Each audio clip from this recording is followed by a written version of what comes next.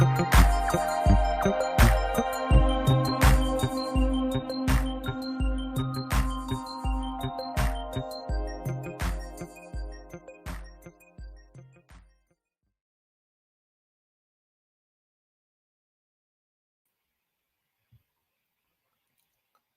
everybody.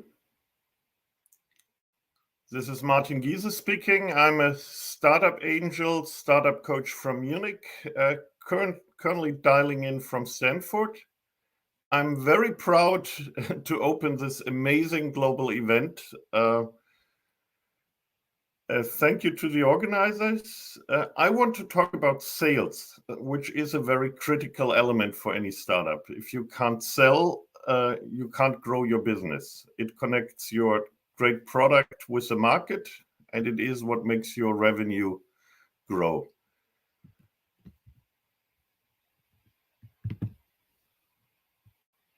So let me tell you about the book that I wrote on this topic, and which is the source of the 10 mistakes I'll warn you in the time I have here, and then also in the Q&A after the first 3 speakers. So this is a book actually grown out of the advising of the startups. I've advised about 250 startups in this critical go-to-market phase around getting their first customer and then repeating it. I had a co-author who's also a very experienced business angel with a track record in sales. But most importantly, we had a chance to interview more than 40 outstanding founders about their journey. So we talked to the likes of Celonis, an 11 times unicorn from Munich, Northvolt, a Scandinavian unicorn, and other successful companies.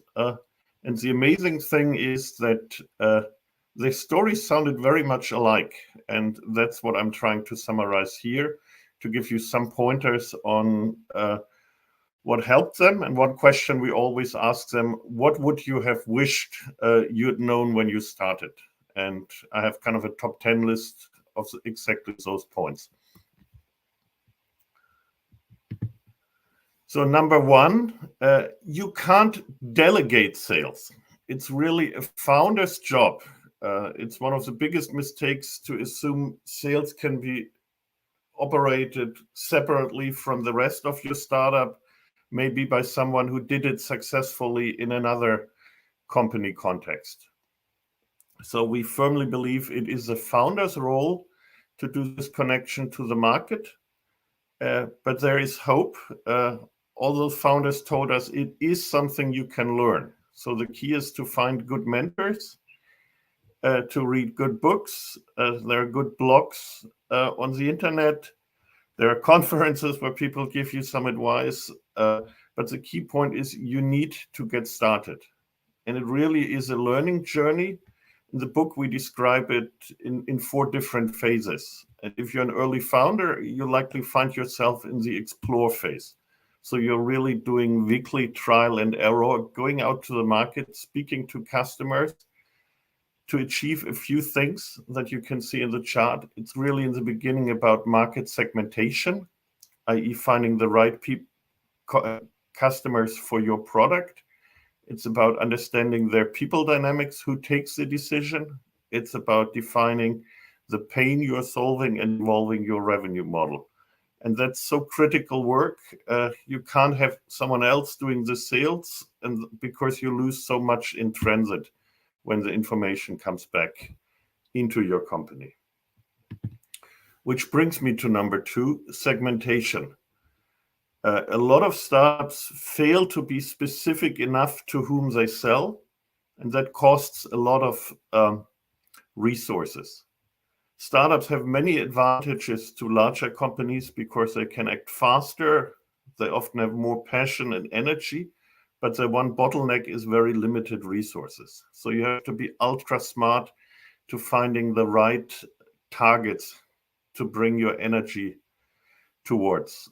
And there are obvious criteria, like almost everyone figures out you need to sort by language, geography, size of business, and industries. I assume you've figured that one out, but you need more criteria to really make it manageable. So it can be that you look for a specific software stack, for a specific function. You may find your customers by looking for specific activities, like attending specific conferences. And that helps a lot. Let me maybe add one hack that helped a German startup to improve their sales efficiency by factor 3. So they really found companies on LinkedIn by looking for a specific job function, because that would be the exact user of their software. So a company that paid a full person to work on their topic was perfect. Apparently, they had understood that the topic exists. They have allocated budget to the problem, and they even know whom to talk to. And that gives you a head start when you're selling. And it's important that you look for these types of hacks. Number 3, you really should consider your sales as an exercise in customer discovery and as a most powerful form to get feedback from the customers. You may fall into a trap of customers being nice to you, even spending time with you, talking to you, but never willing to act.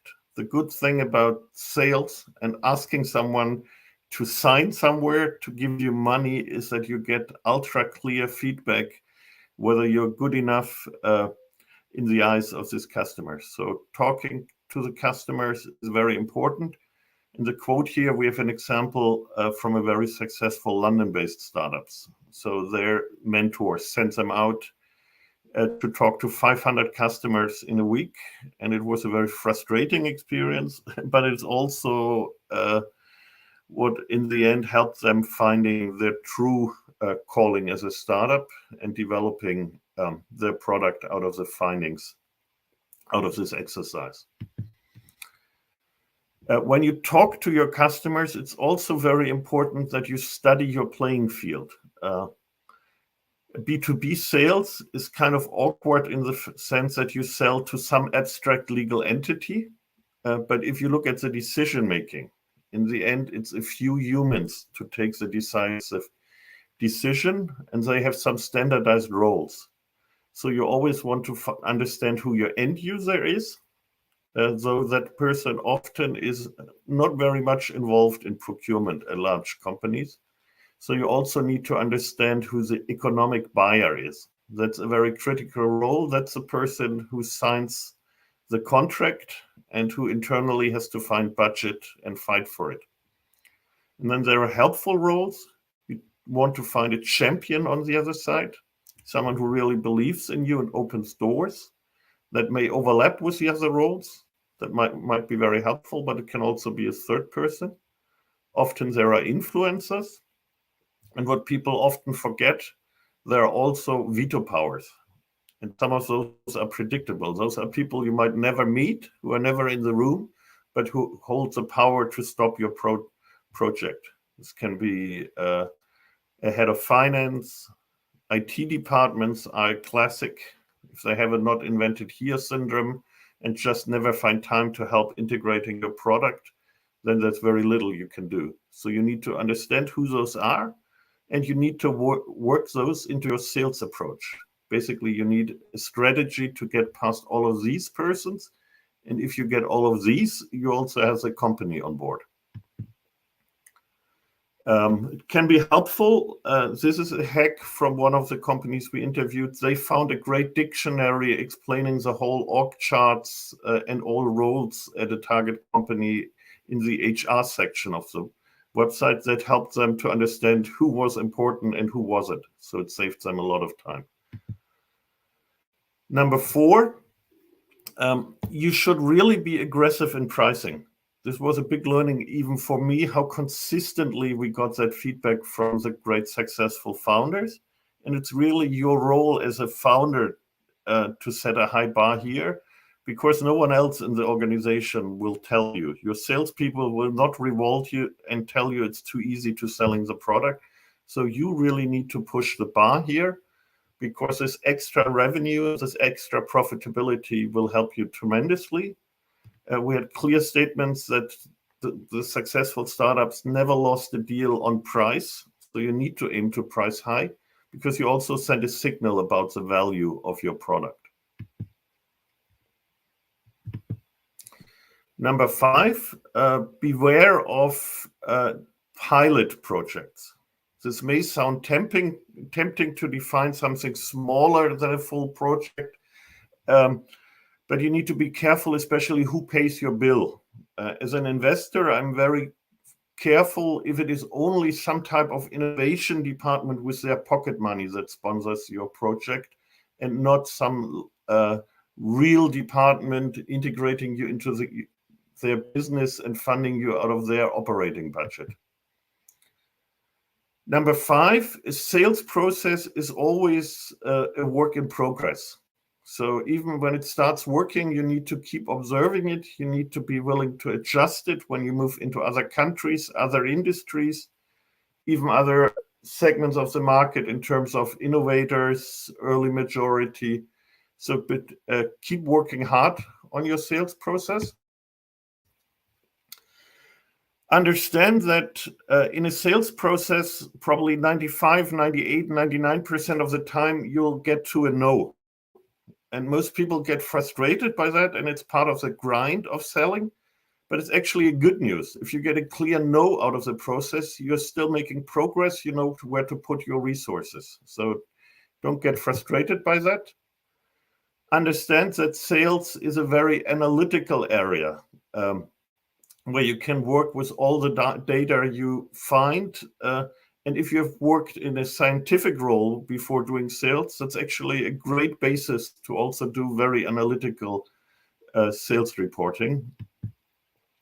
Number 9, sales is a people business, and you need to evolve your organization. And we have mapped this in detail in the book, but in essence, the founder starts alone. That's the first iteration. In the second iteration, the founder doesn't hire a senior person, but gets rather junior support. So you get support for the early stages of the sales process with analysts researching your prospects, sales development representatives generating leads, and account executives qualifying them. But until the first 15 plus customers, it will be you as the founder still doing the final kill. And then it evolves. Only then, when you have maybe $1 million of revenue, when you get this first big VC check, is the right time to bring in a senior guy and evolve your organization to even more specificity. And seems my 10th chart didn't load, but the last point is it is very important to work after the signature to evolve your customers. Successful B2B businesses are made over time, developing your customers into ever bigger business by keeping those customers happy, prolonging the contract, renewing it, upselling additional products, expanding your product range, and even daring to tackle price increases. Those are things you should observe in your... If you have any question, kindly drop it in the comment section. We also have another question from Dean Lawar. Can you shed a little light on C-level stakeholder management? C-levels are humans too, and many of the same rules apply.